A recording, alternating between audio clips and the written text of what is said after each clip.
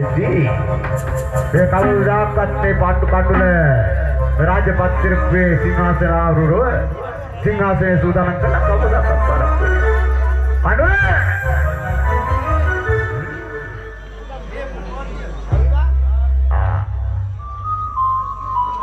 කඩුල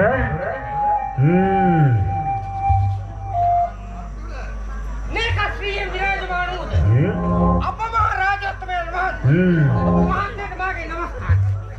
ජයශ්‍රී කඩුල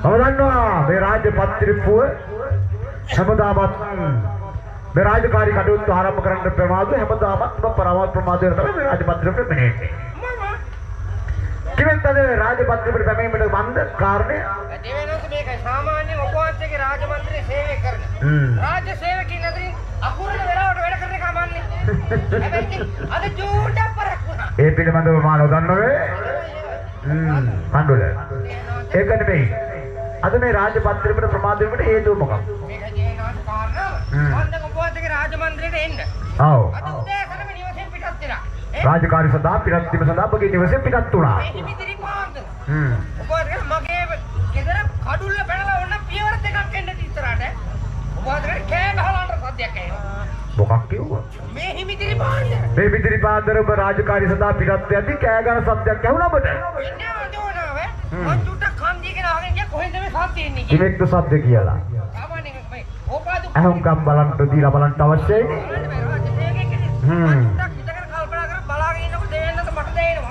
මේ හඬ එන්නේ අපේ ගෙවල් ළඟින් නුඹගේ නිවස අසලේ අසලින් එන්නේ මං චුට්ටක් හිමීට ඒ පැත්තට පියවර තබලා බැලුවා එතෙන්ද දේනතර අපේ ගෙට ගෙවල් තුනකට හැමෙත් ගෙදරනවා ටික යාබද නිවසේ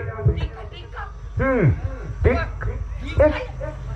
ටික යන්නේ ටික්කා බකල් ගහන ටිකානේ කඩුල මේ රාජකාරී කටයුතු කරන්නේ ඔබගේ ගම්ගේ නිවසේ කටයුතු අයගේ අම්මම සදාන් කරන්න මම අවශ්‍ය දන්නේ නැහනේ දන්නේ ඔබ ටික්කා කියලා හිතන මිනිස්සෙක් ඉන්නවා දැන් ඒ පැත්තෙන් තමයි මේ සද්ද එන්නේ ඔබගේ යාබද නිවසේ ටික්කාගේ ගෙදරින් තමයි සද්ද හෙන්නේ මං කියා ටික්කලා ගෙවල් පැත්තට ගිහින් බලන්න ටික්කා කරක කියලා මොකක් කිව්වා ටික්කා කරක කියලා ඒ කියන්නේ සම්දු සරවල් වෙලා නෑ අර මේ ළඟට නිකන් ඉඳලා කෙලින් වෙලා පුක්කාල ගහන්නේ කිව්වා අර ජේනද ළඟට නිකන් කෙලින් වෙලා පුක්කාල දිව දාලා පුක්කාල ගහන්නේ කඩුල මේ පෙනේවාගේ කුල්ල තියෙන්නේ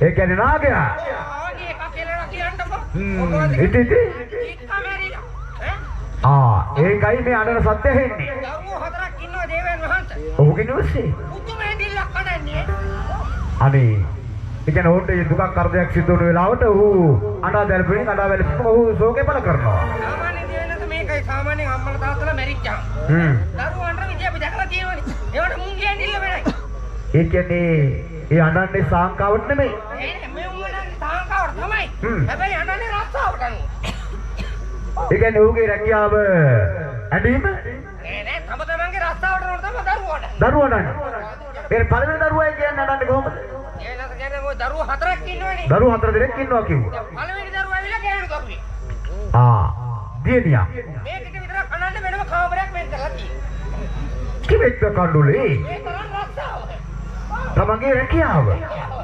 කාමරයක් වෙන් කරලා තිබෙනවා ඒ කාමරේට ලාඩනවා ඈ කරන රැකියාව කිවෙක්ද මේ කියලා දෙවන්නන්ට වෘත්තියෙන් නර්තන ශිල්පිනියක් නර්තන ශිල්පිනියක්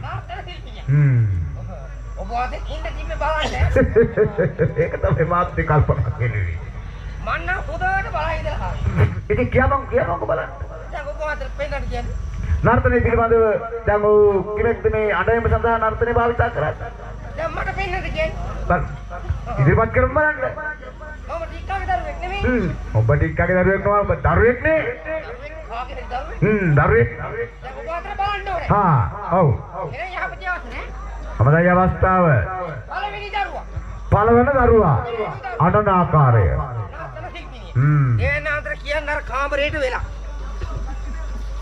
යන්නේ ඒ කිමෙක්ද අඬවන්නේ අර නර්තන ශිල්පිනිය අඬන් ඉස්සලා මෙහෙම නිකන් ජැන්ඩියට ඉන්නවා ජැන්ඩිය මොකක්ද පොලේ ජැන්ඩිය මෙහෙම ජැන්ඩිය නර්තන ශිල්පිනියක් කිව්ව නේද ජැන්ඩිය නෙවෙයි මිනිස්සු බැන්ඩිය මොකක් මැන්ඩියට සිටීම. මෑන්ඩිය. දේනද උණ්ඩිය පස්සර වෙඩි නෑනේ. දැන් ඒ කියනවා මෙහෙම. ඇදිලා වැඩි. ස්ටාර්ට්. අයි මණ්ඩාලගේ මට. පෙට්ටි උඹ වැටුනේ. ඒ දේනද අඩවුවට කලින් කස්තිනෝ බැලුණා. දැන්ගේ පළවෙනි දරුවා. ඒ දෙවෙනි දරුවා ලන්නේ කොහොමද? දෙවෙනි දරුවා ගැහණු දරුවේ. නැටිල්ල නැහැ ඇයි? මෙහෙම මිනිහ මේ අඬන ක්‍රම මේ ඔබ කියලා දෙන්නේ. මිනිහ ළඟ මෙහෙම ඉඳගෙන. ඉරමණයක් වගේ එකක් මෙතෙන්ට හේතු කරාගෙන. ඉරමණයක් වගේ. කොහොමඩක් වගේ කින් අතුල්ලනවා අඬනවා. ඒ කියන්නේ මේ හිරමණයක් වගේ කිව්වේ. මෙහෙම නිකන් කොහොම තියෙන හිරමණිය වගේ කින් අතුල්ලනවා. කණ්ඩොල. හිරමණයක් නෙමෙයි මිනිස්සෙකුට කියන්නේ වීණාව. වීණාව. සංගීතධාරියෙක් කැඩෙන වීණාව වයනවා. සංගීත ශිල්පියා. ඔබතුමාට කියන්නේ ඒ කියනවා මෙහෙම. දැන් අර මේ එතෙන් හේතු කරා නරකින් අතුල්ලා. වීණාව හේතු කරගෙන. ඒ කියනවා මෙහෙම.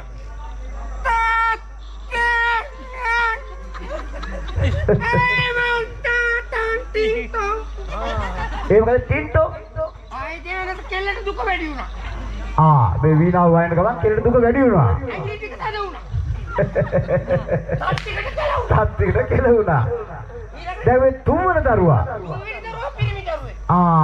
දැන් දරුවෝ දෙදෙනාම ගැහණු දරුවෝ. තුන්වන දරුවා පිරිමි දරුවා. මේකට අඬන්න ඉඩමදි කියලා. ඔව්. මම මේක කඩලා දෙක එකට කරලා තිබ්බේ. කිව්වේ? ඒ කියන්නේ කාමර දෙකක මැද පිටිය. උඩ ඉඩ වාස්තාව මදි කියලා. වාස්තාවට අනුව ඉඩමදි. ඉතින් කියපන් ඔකේ බලන්න. මේක උත්තේල දේනාන්ත වෘත්තියෙම මේ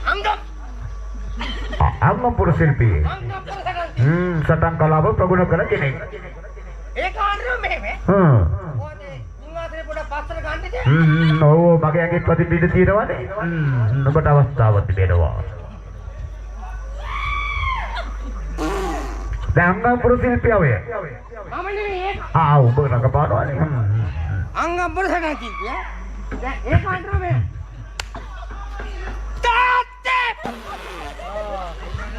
ඒ මොකද උනේ? වැදුණා කියන්නේ දෙයියා. බේම් කණ්ඩොල. බේම් බඩු. දැන් තුන්වන දරුවා. ඒ කාණ්ඩාවේ. ඒක උදේ තැවිලි පොට්ටලිය හදන්නේ. වට හිතුණා. පොල් කටු ගන්නවා පොල්. ඒ කාණ්ඩාවේ. තාත්තේ. අයි මන්ජාලගේ කඩුල. මට වැටෙනවා. ඔබ හිත කොයි කොයිද? දැන් තුන්වන දරුවා. හරි. දැන් උදේ හතරවෙනි දරුවෙක් ඉන්නා කිව්වනේ. බාලයා පවුලේ බාලයා. මේක තමයි හිංසක මේක ඈ. කිසි කරදරයක් නැහැ. කිසිම කරදරයක් නැහැ. ඒ කාණ්ඩාවේ උළු අස්සලා. නාටක ශිල්පියෙක්වත් අංගම්පුර ශිල්පියෙක්වත් නෙමෙයි. අහිංසක දරුවෙක්. අහිංසක මේ කාණ්ඩාවේ උළු අස්සලා. ඒ කියන්නේ මේක රස්තාව මේක ඇවිල්ලා ගම්මානේ නගරයට. ඔව්. නගරෙන් ගම්මානේට. මිනිසුන් ප්‍රමාණයක නැස්ස කරත් මුදල් එකතු කරන එක. කැපක් බලන්න. ඒ කාණ්ඩාවේ උළු අස්සලා. උපකල්පනය කරලා කරපම් පිටේ ඔබ. මෙතන උළු අස්ස තියලා කියලා.